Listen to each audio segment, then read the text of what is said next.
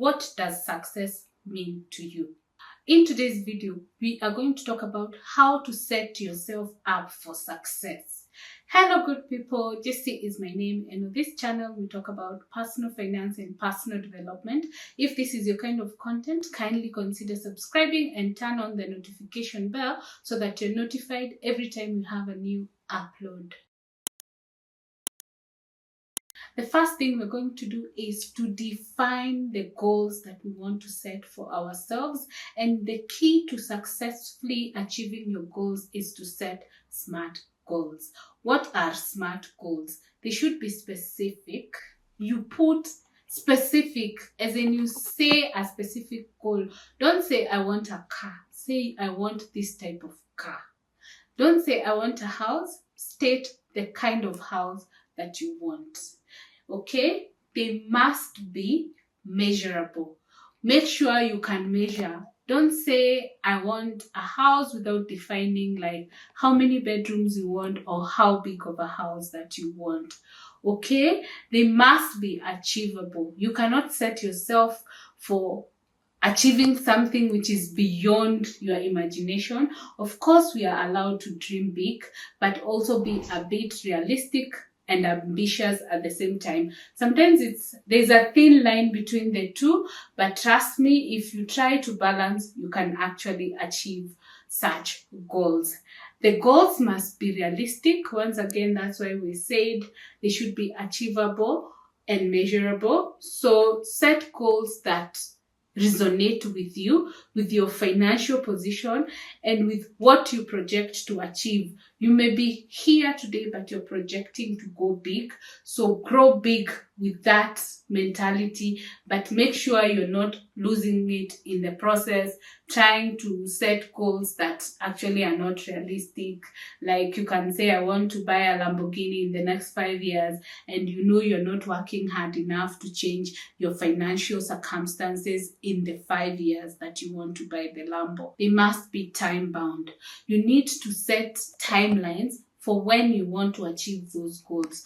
Don't be saying, I want to buy a car, and you don't know when you want to buy a car. Sometimes you can actually dream big without knowing when you will buy, but when you set the timelines, you're going to be able to set the specific strategies that you need to put in place to ensure you achieve your goal. For instance, if you only have one source of income, you can find yourself increasing to a second or a third one, or growing your investment such that you will be able to buy that car that you desire or that house that you desire within a specific timeline. But for me, the key thing is you should always list them down and make sure you have ticked all the SMART aspects of your goals. The most important aspect of SMART is ensuring they're realistic and time bound. Leave a comment down below if you have set goals, whether you feel they're realistic or you're too ambitious. I feel like it's okay to be ambitious, but also be real. Have you set goals actually for your short, medium, and long term? I'd love to know. Leave a comment down below. The second thing we're going to do to cultivate a successful mindset is cultivating a growth mindset. You need to learn every day. You need to embrace challenges. You need to keep growing yourself. Learn from your mistakes. Learn from other people's mistakes, but just know your focus is to grow. Do not fall and stay in the mud. Fall and pick yourself up for continued growth. Nobody says you will not have challenges. Nobody had a smooth sail. Sometimes even the most successful people you see, they struggled so hard that if they tell you their stories, you will not believe that you're actually making strides without getting through their footsteps. So focus on a growth mindset and look ahead, not where you have come from. Focus on improvement and efforts to get better, because at the end of the day, you are here today and you know where you want to go. So when you are focused, you'll be able to do more and achieve what you aspire.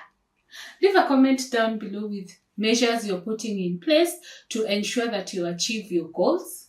We all have ambitions. Sometimes they are unrealistic, but what are you doing about yours? The next thing we're going to have is a positive mindset. Number one, be positive yourself. The second thing is surround yourself with positive people. They will always give you positive vibes. If you realize you have friends who are negative, just avoid them. And also, you can start engaging with people who are ahead of you, who can help you grow and also help you create a positive mind that will help you improve yourself in the long run. The next thing is develop resilience and adaptability. Number one, you need to understand that things will not come your way in an easy way. So you have to cultivate them. And the only way you can do that is creating a resilience mindset. You always prepare yourself for the worst, but if the best happens, good for you. Adapt changes that come along the way and don't be hesitant or be scared to adapt those things that you really are scared of, or those things that you never even thought that you would do, because embracing change will change you for the better. Of course, we have already said in the previous point that positivity is key. So once you have a positive mind, chances are any positive changes that come to you will be towards the right direction. Leave a comment down below and let me know what kind of friends you keep and how do they influence your decisions, the person you are and what you're doing. I'd love to know. The next and most important one is build a strong network. A strong network means you have people who can support you when you need support. You have people who can link you to the support that you may need. And also reaching out to people who can actually make the change in you as a person. How many times do you feel like you just need some changes in your life, but you don't do it because you're scared? Sometimes even getting a mentor is very important, because mentors help you and train you from maybe their own experience or maybe from their expertise. Do you actually have a mentor, or have you ever even thought of having a mentor? It is important to have someone who you look up to, a role model in that case. And preferably, your role model should be your mentor, because that way you will be picking the things they have done. You will be learning from the mistakes they have made, and they will be walking the journey with you, knowing very well that you want to uplift a person. Do you have a mentor? Comment down below. Are you a mentor?